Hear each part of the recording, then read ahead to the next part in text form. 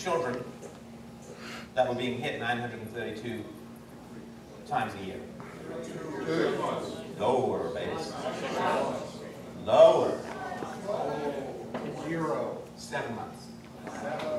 7 months of age.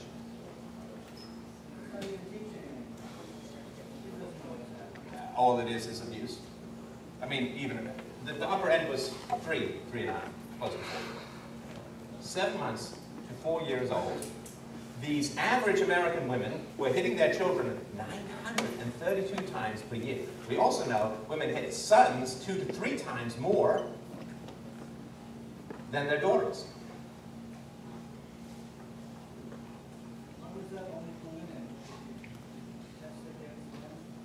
This is just the people who were at the daycare who the man had access to, the psychologist. He's been on my show explaining the experiment. You can look at it more. Oh, by the way, freedom radio, not freedom radio. Although that would be cool. So, like, I really want to, I can't reinforce this enough. I know super smart crowd and all that, but I really want you to get the insanity of this. Right? So women saying, well, men have to just deal with their weird aggressions. We have nothing to do with it. We don't know where it comes from. We're helpless. Helpless, right?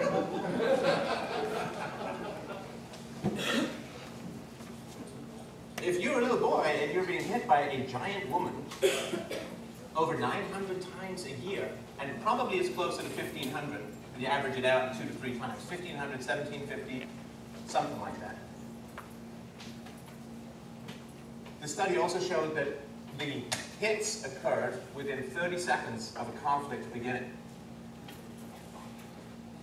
Not a lot of reasoning going on, right?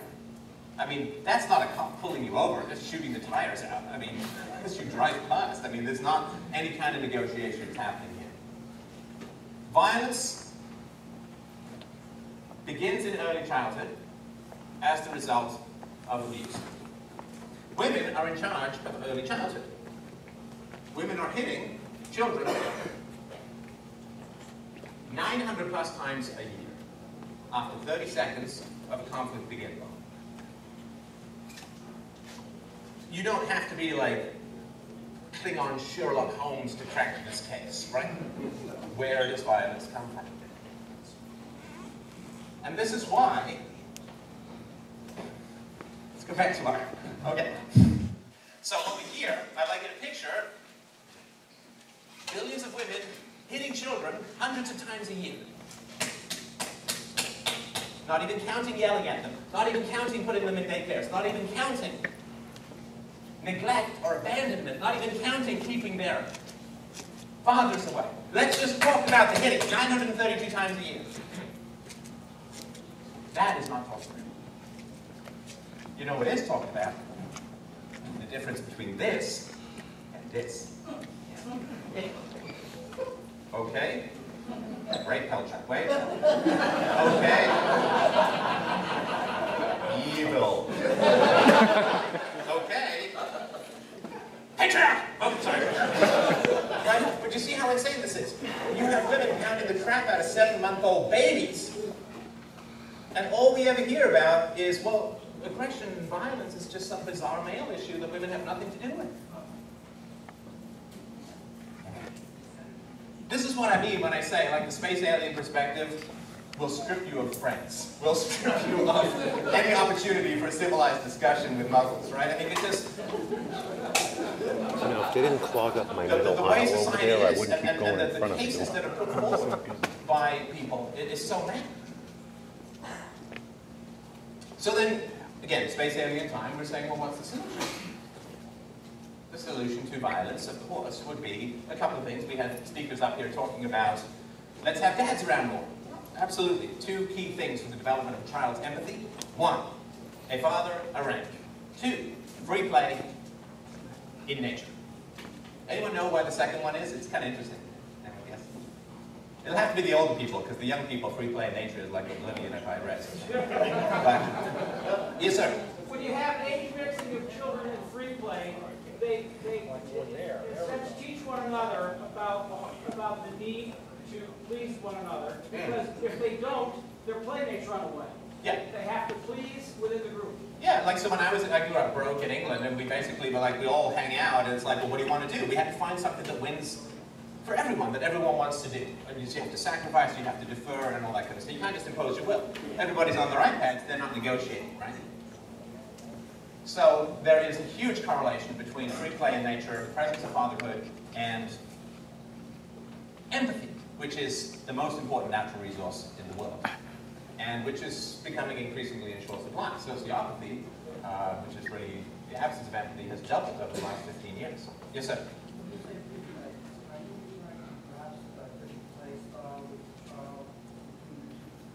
No adults. That's all it is. Not out there in a soccer field, not out, no structure. Go play, unsupervised, no adults, no structure, figure out what you want to do. Go, come on when the street lights come home, right? All right? Stay away from windows and hands. That's child neglect.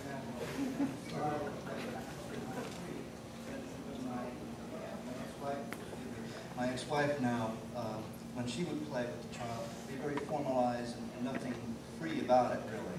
Whereas when I played with my kid, it was like freestyle, hey, have fun, let's kick a ball. No, if you're there, that's great. That's part of the empathy. Yeah. That I don't know the exact reason, maybe we could theorize about it. I don't know the exact reason why the presence of men is better for empathy. I personally think that it's because women grow these beasts in their belly, you know, and that's what I remember from the movie, they come out like through the belly button and kill John Hurt. But I think women are so fused with the kids, right? I mean, they grow them and then they breastfeed them and they're so fused. And I think the fathers have a little bit productive space, right? The closeness, the intimacy is fantastic for the moms and the babies. But the dads have a little bit more space, a little bit more room to negotiate. Yeah, like the space aliens. Excellent. Dads are like space aliens. You get that? Get that out of context too. Okay.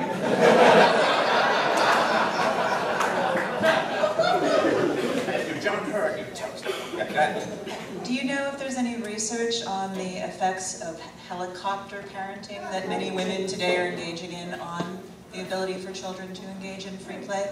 Yeah, I mean, there's a lot of effect. I mean, it generally provokes passivity and, again, a lack of negotiation. Your children are much safer than they used to be out in the world now. We have all of these weird ideas, right? Like, if the kids are out playing in the neighborhood, that's dangerous. No. That's not statistically the way it is. You know, if they're going to be attacked, it's going to be somebody in the family. It's going to be somebody who's a friend. It's not going to be some guy in a windowless van driving. We have to keep the kids home and safe. And that way I know where they are. Where the moms are hitting them 32 times a year. I need you to be safe. Don't go out. We need to give like micro tasers to kids or something like that. But yeah, I mean, so the violence is occurring within the home. You know, violence has been diminishing in a lot of ways. There's some arguments, a variety of arguments as to why that is. I think some of it has to do with the fact that kids are put in institutions, which is bad in a lot of ways. Like children put into daycare before the age of 4 for more than 20 hours a week experience exactly the same symptoms as maternal abandonment. Right? And so you get this radical attachment disorder which creates instability, neediness, aggression, lack of compliance, and all those kinds of things. And so, but at least in those institutions, they're not getting hit 932 times a year. No, I think in general, I think for the, again, U.S. schools a little different, right? Because I know in U.S. schools, a lot of the South schools in particular, corporal punishment is still acceptable. I think it's 18 or something like that states. But in most daycares, at least none of the ones I worked in, I mean, you couldn't, right? Not that we were all dying to, but you couldn't, right, attack the kids that way, so they would be hit a lot less, and that may have had something to do with it. Was there another question over there? Yeah. Being the daughter of a single mom and just reading about, just having worked around single moms and just reading about what they deal with, they just have so much stress. Yeah. And I think an important factor in your discussion is just when you're a mom and you're around, you know, your child all the time, and you're around a small child, and it's just very, very stressful. And, you know, I've just done some reading about, like, there's articles about, you know, single moms and stress and all that kind of stuff, and they list all the things that can ease the stress in a single mom's life. And I go on down the list and I read, and not one of them mentioned anything about involving the father. And it's like, why? Because the father, you know, is you know, it takes two to tango, and the father ought to be there. He ought to be, well, responsible. No, but it doesn't take two to tango, because women choose mates. Right. Right? Again, if there's rape, that's a whole, obviously, different situation and so on. But so first of all, it takes two to tango. Women still are in the privileged position of choosing from a variety of suitors in general. That's the first. The second, the stress argument bothers me. And you know, you could be correct, but I'll tell you why it bothers me. We can certainly open it up to discussion. There's no stress defense for hitting your wife. Right? You don't just say, well, boy, she was nagging.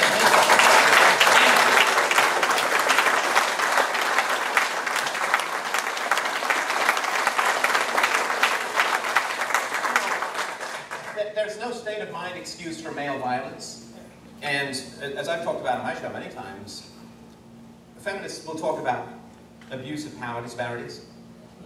I mean, unless it's Bill Clinton. But feminists will talk about abuse of power disparities, like the boss dating the secretary or the man keeping money away from his stay-at-home wife or something, because there's a power disparity there. Of course, in reality, and in fact, there's no greater power disparity than between parent and child. Right? A wife chose to be there. Children don't choose to. They don't choose their families. Right? They're not there by choice. Wives can leave at any time. Right? Legal rights, property, independence, shelters. Children cannot leave. Right? So I can't go with women are stressed and therefore. Because there's no state of mind that excuses male violence, not that I've ever heard. And you'll see this when you look online. Whenever people talk about women's abuses, they will almost always put in an excuse. Well, they're poor, well, they're stressed, well, they're juggling work and family, well, they don't have help and resources and this and that and the other, right? But again, I've never heard that for men hitting anybody.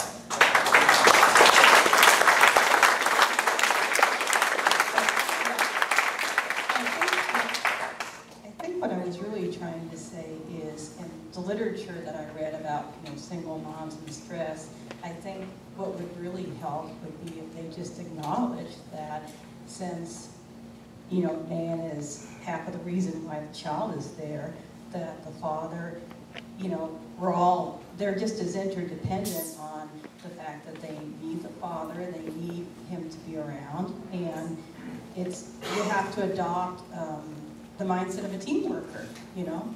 Well, but if they chose a man who's not around, then they're still responsible for that choice. Again, I'm not taking men out of the equation completely, right? Yeah. But the woman is currently the gatekeeper, right? Because the woman is the one who suffers a lot more of a pregnancy than an irresponsible man, right? Now, historically, what used to happen prior to the welfare state was a woman who got pregnant outside of wedlock, we all know what would happen, right? They would go on a vacation. They would give birth to the child. They would return to the family without the child, and the child could be given up for adoption, which was in the best interest of the child, statistically.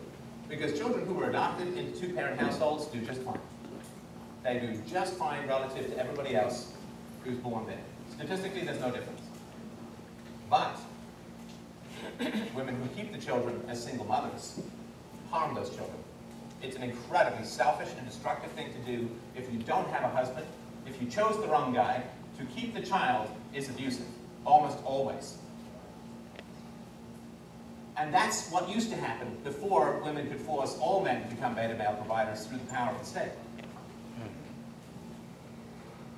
And that's what should, for the best interest of the child, give it up for adoption.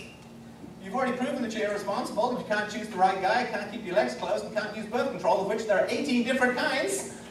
So maybe parenting isn't for you.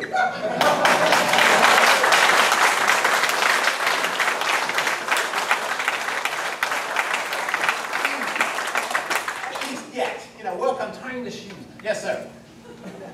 So, bringing your talk full circle. Oh, we're not done yet, brother. You hold on to those splatters while I'm close. What I'm wondering is, I've looked for a study like this and I haven't seen one, but it certainly makes sense just from observing different countries in the world. I'm wondering, is there any data looking at the amount of violence in a society, particularly male violence, military aggressions, things of that nature, and circumcision rate? It certainly makes sense if you have increased stress hormones at early, shortly after birth. If you have a culture of violence to men immediately. The problem is that you can't just separate one variable. Where there is circumcision, there is generally more brutality towards children and more brutality towards boys in particular. So you can't just look at circumcision and say it's not like everything's the same but circumcision. It's a symptom of a wider disregard for the thoughts and feelings of men and boys. So certainly you can, I've been reading an audiobook by Lloyd Demas called The Origins of War and Child Abuse, which is available at freedomainradio.com/free. It's a free audiobook, and that's where he talks about how war comes directly out and is directly correlated to levels of child abuse. So I think accepting that circumcision is male genital mutilation, it's certainly going to be part of the fire that burns the world. Listen, I just had a look at my speech notes, running out of time. I'm just kidding. I got 5 more minutes. That's good stuff. Anyway, the end. Q&A. Do you guys want to have any questions? Because I don't want to miss that part. Hi. Hi. I know you said something earlier about there's always exceptions, but as a licensed daycare provider for 25 years and foster mom for 10 and a loving and non-violent mother, I just want to acknowledge that there are moms that don't hit children and there are some excellent daycare providers out there. Absolutely, yeah. I'm married to one. We've never raised her voice, we've never punished, we've never hit, and she's a fantastically wonderful child. You know, when you don't have violence, you get creativity, right? And if you don't have, well, I'll hit my kid, then you have to figure out creative solutions, as you know, right? And that's a lot more fun as parents. You know, why are single moms so stressed? Well, if they're hitting their kids 932 times a year, the relationship sucks. They have no authority. They only have force. That's a very stressful situation to be in. You're constantly playing whack-a-mole. Turns out in the study that the behavior that the moms hit the kids for was resumed in less than 10 minutes. Less than 10. It doesn't work. All it does is vent the sadism of the moment. We had a question? I'm Taylor. I was curious. You got to do some Barry White for me, man. That's a good I get that a lot. The sound. Man, you're going to make me burp with that bass, man. It's testosterone. There you go. It's a wonderful day in the patriarchy. I was curious with circumcision, is there any data that shows the percentage of circumcisions that are seriously botched to the point of urinary or erectile dysfunction? Thank you. I do have those numbers. Just come to me afterwards. I normally do this with a PowerPoint, but I consider PowerPoint for the week. Except for everyone else who did PowerPoint.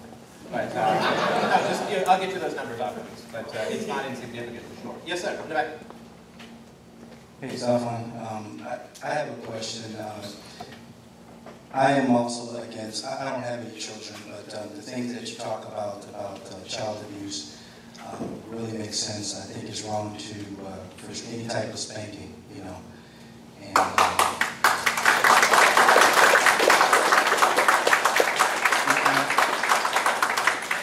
you know, and another thing I wanted to say that, you know, I talked to my mom about this, and, you know, yeah, I was spanked, but she came to the realization that, you know, that just like you did, you know, she chose to be in her situation, I did, and she said that she actually apologized for that, and it was just out of nowhere. She just thought of it. I don't know what she watched. Maybe she watched a Freedom and Radio show. I don't know, but another thing, I was doing research on this, and if, you know, being a black man myself, I'll just accept it for what it is. Is it true that when it comes to race, that when it comes to spanking your children, it's actually worse in the black community than other, you know, I mean, I'm not going to just say, you know, hey, it can't be true, it can't be true.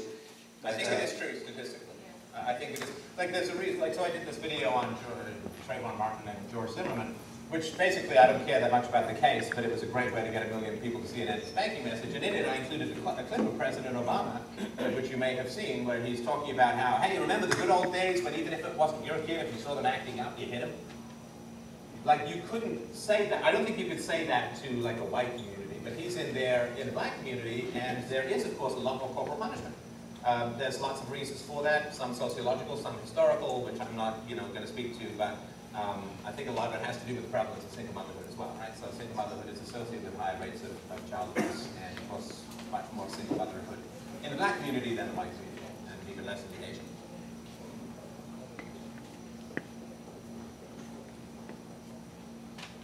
So on the subject of circumcision, feminists often say, my body, my choice. At what age do you think someone should be allowed my body, my choice? Yeah, I mean, if it's a spleen that they're talking about, that's one thing, but that isn't human life in there. I think that should have a say as well. But as far as adults go, I mean, I think we already have laws in place for that, that the age of consent for medical procedures is, I think, 18, and maybe it's 21 in some places.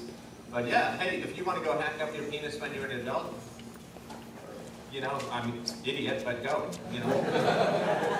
You know, then it is your body, your choice, but you cannot make that choice for newborns.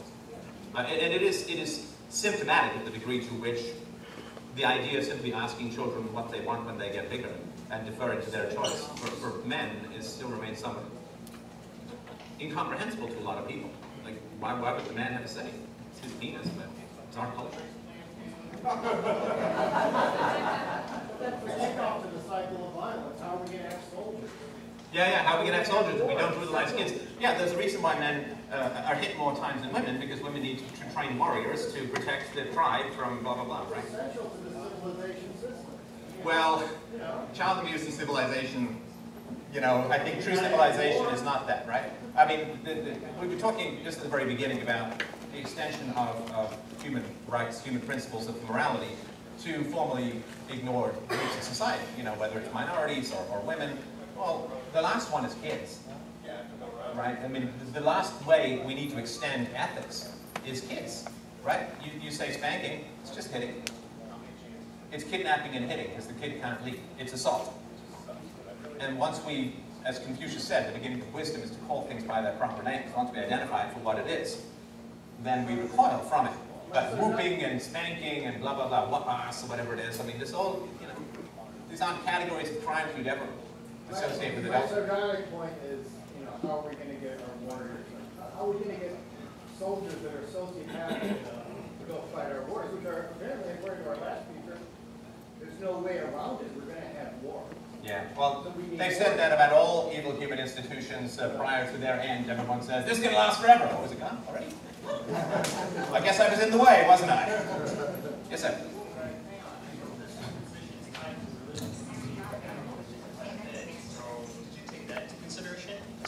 What do you mean take that into consideration? Well, in the sense that a lot of them who are religious believe that it's God asking them to do it. So I know this is a whole different round. And the Old Testament also commands them to kill homosexuals, unbelievers, witches, apostates, sorcerers, basically everybody else.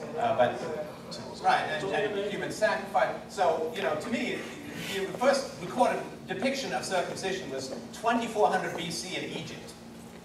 That's your first clue that it's barbaric. It's 2400 BC. And they say, well, you know, that's tradition. It's like, do you have a cell phone? Then you're willing to upgrade, aren't you?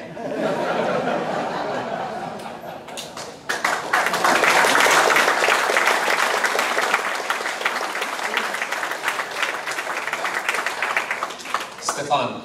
Thank you, everybody, so much. Can I ask a question? Not for the first time in my life, I was a little premature.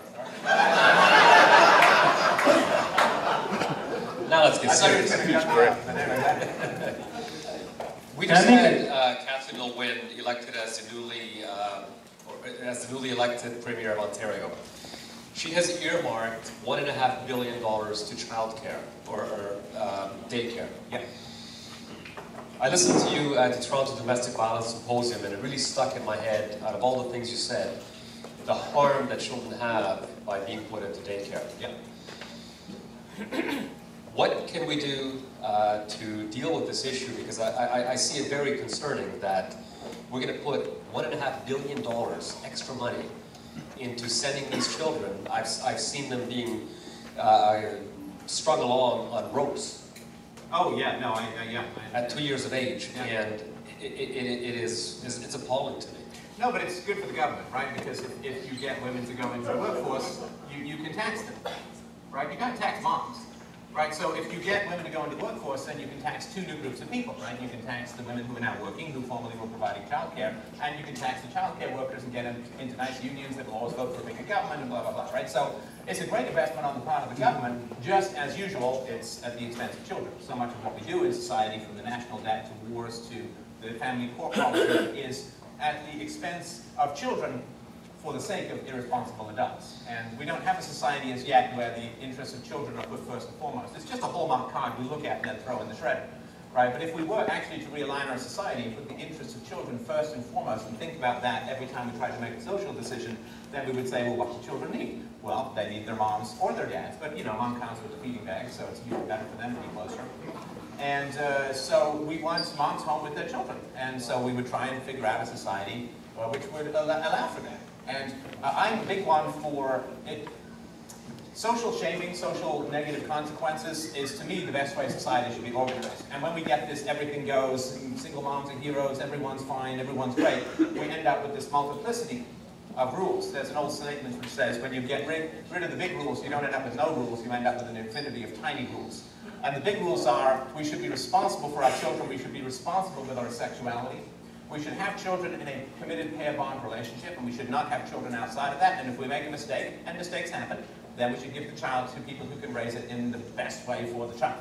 Now, everything which furthers that end, to me, would be advantageous to society, but people who are irresponsible always want to escape the consequences of their irresponsibility. That's what we like to do, and with the government, that gets to be hellishly easy, I think. So I think that there's a variety of policies which could be suggested, but I think that would be first and foremost. In the best interest of the child should be a motto tattooed on our hearts, not bullshit said by the government that they never follow.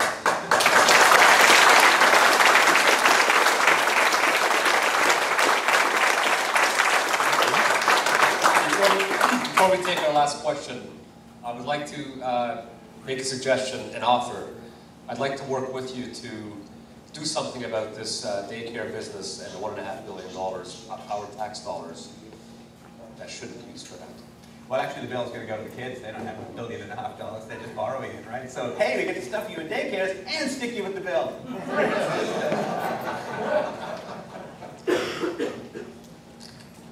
Can I make a comment? Yeah. Thank you. I stepped out, so I might have missed this. If I'm saying something that you already mentioned, I'm sorry, but there's media here, and I'm very involved not just with the men's rights movement, but with the intactivist movement. And I think this is important to say, because the American media tends to never really do their research on circumcision outside what you read in the U.S. from the American Medical Associations, groups like that. And that's where they get their information. Of course, the American Medical Association is profit-based, and they make a tremendous amount of money off of circumcision.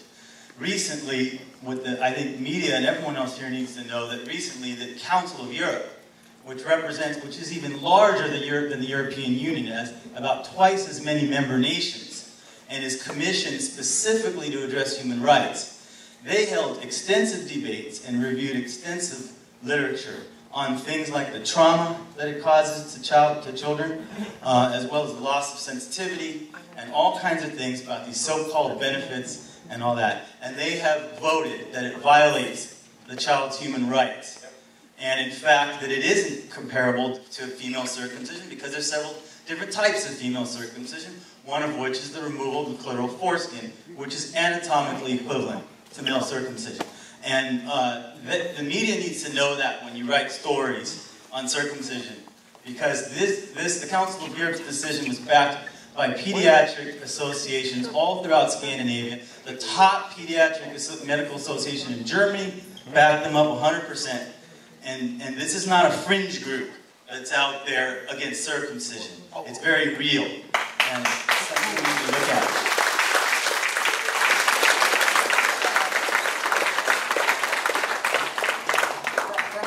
Standpoint, it's such an easy issue that it takes a massive amount of propaganda to ignore the basic fact.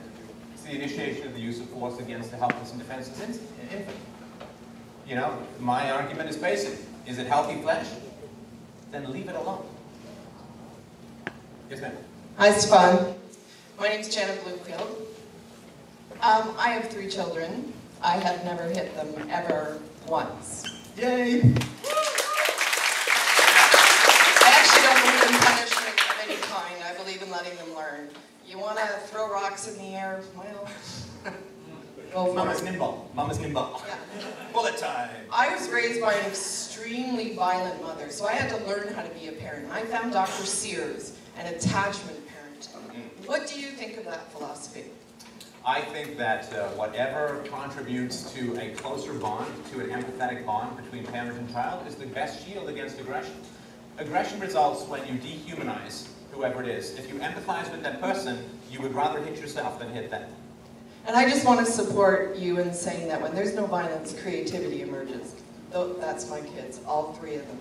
They're just fantastic. And I'm constantly getting compliments on how well behaved they are. And it always, it's weird. I'm getting congratulated for not beating the fuck out of my kids. Like, isn't that just a basic, shouldn't people just know that?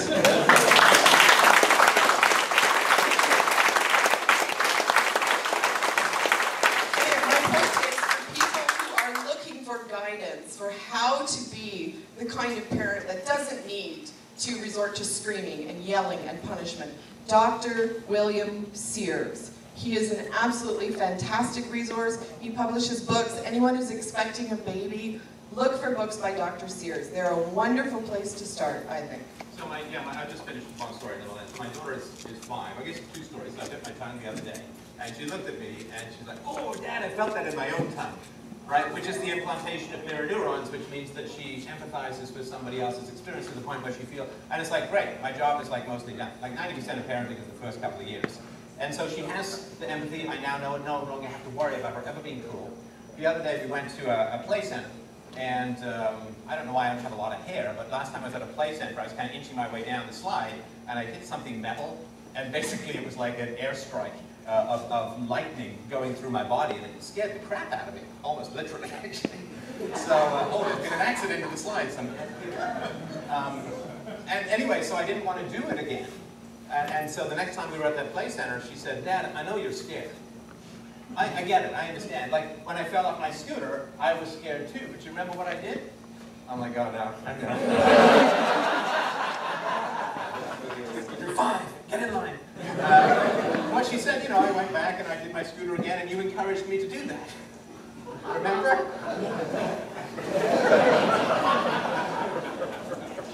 Hey, I'm an authority. I wouldn't be an authority if I wanted rules to go 2-way. Yeah, she made the case, and I ended up going down the slide. We had a great time, and she was coached by my 5-year-old on how to overcome my fears.